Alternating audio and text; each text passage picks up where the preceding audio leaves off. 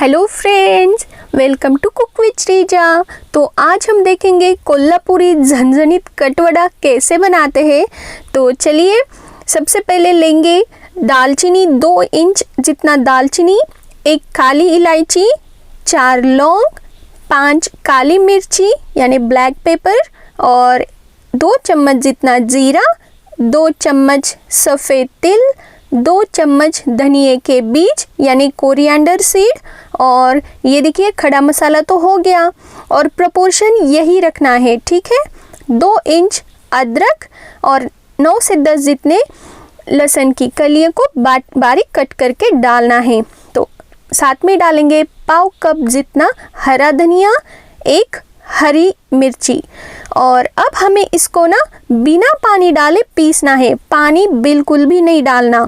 ये देखिए यहाँ पे ये मसाला बिल्कुल तैयार है और इसको साइड में रखते हैं और चलते हैं नेक्स्ट स्टेप की ओर। कढ़ाई में लेंगे 2 चम्मच जितना ऑयल, साथ में डालेंगे हाफ कप जितना नारियल का बुरादा। अब हमें इसको भूनना है जब तक कि ये हल्का गोल्डन ब्राउन कलर नहीं आ जाता, तब तक भूनेंगे।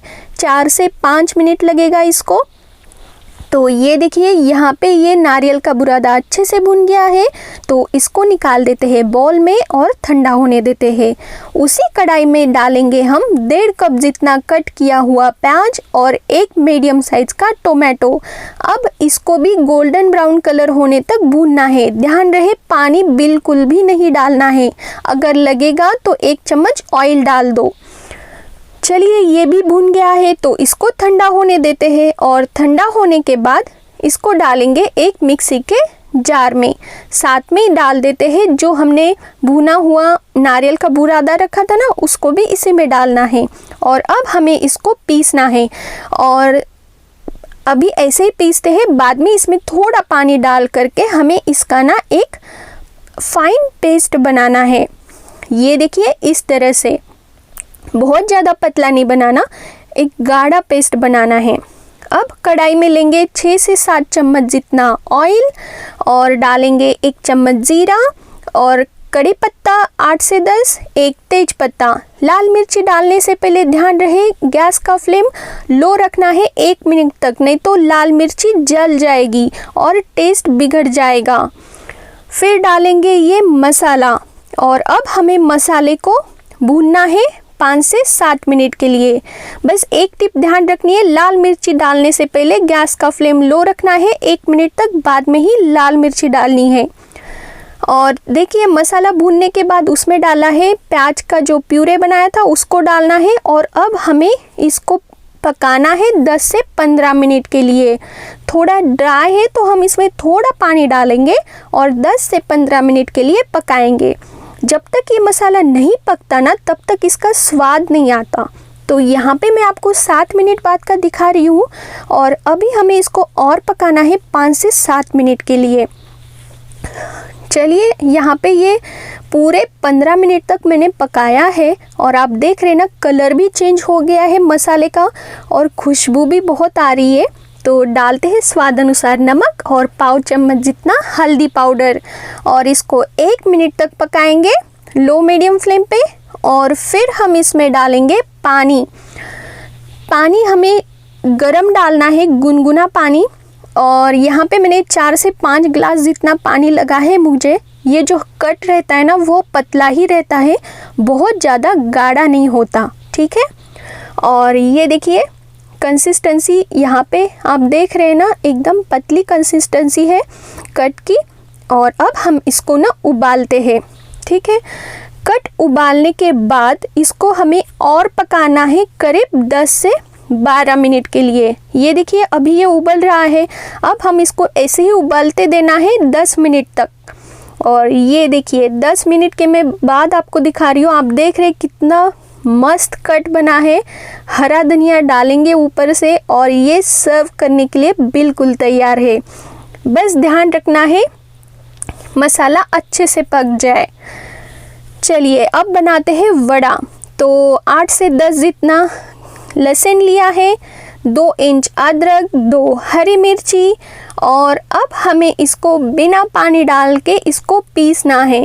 ये देखिए green chilli ginger garlic paste तैयार है। तो अब हम चलते हैं नेक्स्ट स्टेप की ओर।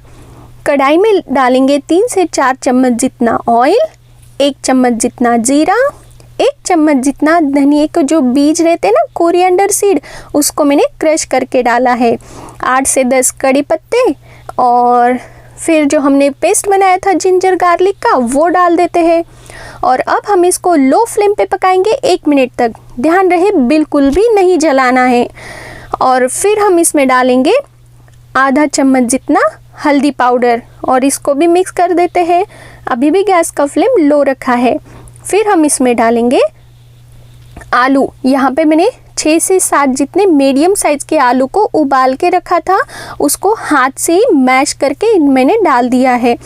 और फिर हम इसमें डालेंगे स्वादानुसार नमक और हरा धनिया बारीक कटा हुआ।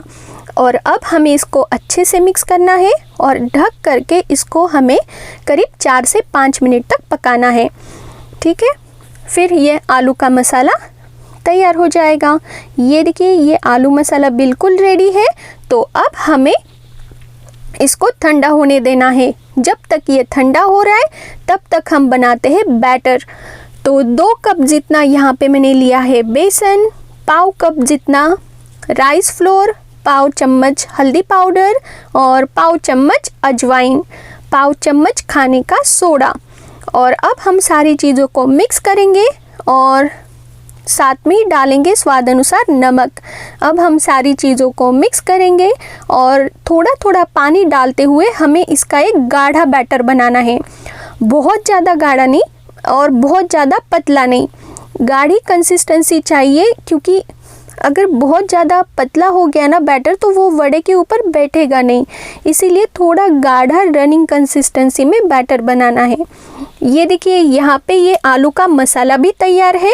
तो अब हम इसके छोटे छोटे बॉल्स बना के इसको टिक्की जो रहती है कटलेट, उस तरह से शेप दे देंगे। फिर इसको हम डुबाएंगे बैटर में और फिर छोड़ देंगे ऑयल में। और ध्यान रहे ऑयल में छोड़ने से पहले ऑयल अच्छा खासा गर्म होना चाहिए। अब हमें इसको फ्राई करना है जब तक कि ये ऊपर का पोर्शन क्रिस्पी नहीं बनता ना, तब तक फ्राई करेंगे और हल्का गोल्डन ब्राउन कलर भी आने तक।